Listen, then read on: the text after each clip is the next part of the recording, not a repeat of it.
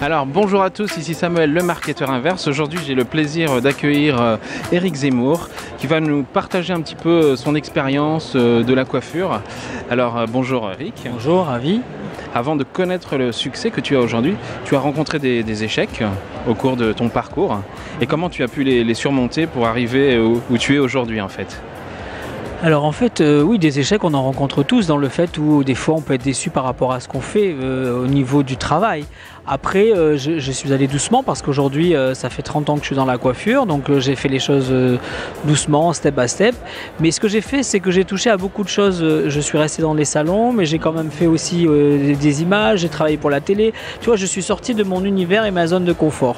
Et c'est vrai qu'après, c'est la chance dans la vie de rencontrer des gens comme mon partenaire L'Oréal Professionnel, qui est aujourd'hui la plus belle marque au monde et qui fait que, voilà, comme je disais tout à l'heure sur une interview, je veux dire, avant j'avais le complexe d'être un coiffeur de région et tu vois, de dire oh là là, si j'habitais Paris ça aurait été beaucoup plus vite, mais aujourd'hui j'habite la Côte d'Azur et je travaille dans le monde entier. Aujourd'hui j'ai 15 enseignes, je fais 2 collections par an, voilà, donc c'est l'investissement en même temps et de ne pas baisser les bras parce que c'est pas toujours simple, parce que ça, aujourd'hui la notoriété que j'ai, c'est 30 ans de travail quoi, 20 ans pour mon premier salon et ça fait 30 ans que je suis dans la coiffure, donc voilà, et je fais plein de choses. Après j'ai bouffé de la coiffure et j'en bouffe encore beaucoup vulgairement. Je dis ça parce que aujourd'hui, ce qui est important, c'est de pouvoir regarder ce qui se passe dans la rue, dans les réseaux sociaux et tout, parce que la mode va très très vite et ça, c'est super important pour tout le monde, quoi, et pour les coiffeurs. Merci. Est-ce qu'on t'a découragé parfois? Est-ce qu'on t'a dit non, tu n'y arriveras pas, etc. Est-ce que tu as eu des étapes comme ça un peu plus difficiles et que tu as réussi à surmonter parce que... Non, non, on m'a jamais trop désespéré en me disant tu n'y arriveras pas ou quoi que ce soit. Moi, j'ai eu des moments où c'était compliqué, où je me disais là, j'arrive pas. C'est-à-dire que ce qui est très compliqué, ce qui est très difficile, c'est que c'est vrai que chaque coiffeur, on a on a un petit peu la grosse tête, quoi. Donc c'est vrai que l'ego est important et très présent chez les coiffeurs. Donc en fait, si tu veux, moi j'ai toujours eu envie d'être connu. Donc là, c'est vrai que ces quelques années, j'ai fait des choses qui ont fait aussi bien artistiquement par rapport à L'Oréal ou au niveau des dossiers de presse, plus l'ouverture de certains salons, qui a fait que, plus la télé, parce que la télé, ça m'a quand même beaucoup aidé, qui a fait que, voilà, mais où j'ai baissé les bras, c'est parce que ça a été super long et qu'aujourd'hui, rien n'est acquis et que je me dis, il faut faire le maximum pour tenir, parce que c'est pas facile. De monter, c'est très long, mais de redescendre, ça va très très vite. Voilà. Et comment tu pourrais résumer un petit peu ton métier du coup aujourd'hui? Mon parcours, mon métier, tu veux dire, c'est ça? Oui, même la coiffure. La coiffure aujourd'hui, moi le matin je me lève, je suis super content parce que si tu veux, aujourd'hui j'ai plusieurs casquettes. Comme je te disais, je travaille pour L'Oréal, je fais des collections, je fais des shows, je fais des pubs et en même temps je suis aussi au fauteuil comme beaucoup de coiffeurs où je réponds à des consommatrices parce qu'aujourd'hui ce que je fais, ça leur fait aussi un peu rêver, c'est pas prétentieux, mais en même temps elles ont envie de le porter. Donc si tu veux, les dossiers de presse, on va appeler ça un peu le côté haute couture. Et le fait de pouvoir le transmettre aux consommatrices et aux collaborateurs, c'est le côté prêt-à-porter. Et ça, c'est génial parce que c'est un vrai challenge. Après, si tu veux, le travail est très présent. Je veux dire, bon, j'ai la chance d'avoir quelqu'un près de moi, ma femme, qui est aussi dans la coiffure et qui comprend beaucoup de choses et qui me laisse briller parce que c'est vraiment ça. Et voilà, et le fait aujourd'hui d'avoir 100 collaborateurs qui fait que c'est beaucoup de travail et puis il faut être à l'écoute et voilà. Mais je suis très content le matin quand je me lève et ça, c'est le plus important pour les gens qui travaillent, quoi. Et quelles sont pour toi les caractéristiques qu'il faut d'après toi pour réussir?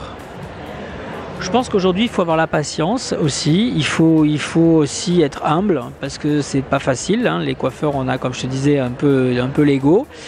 Et puis l'investissement du travail. Je veux dire qu'aujourd'hui, c'est les heures de travail, c'est pas regarder les heures, c'est pouvoir sortir de la zone de confort et de voir un peu ce qui se passe ailleurs, de voyager, de pouvoir regarder dans les réseaux sociaux. Il y a beaucoup d'infos qui sont super intéressantes.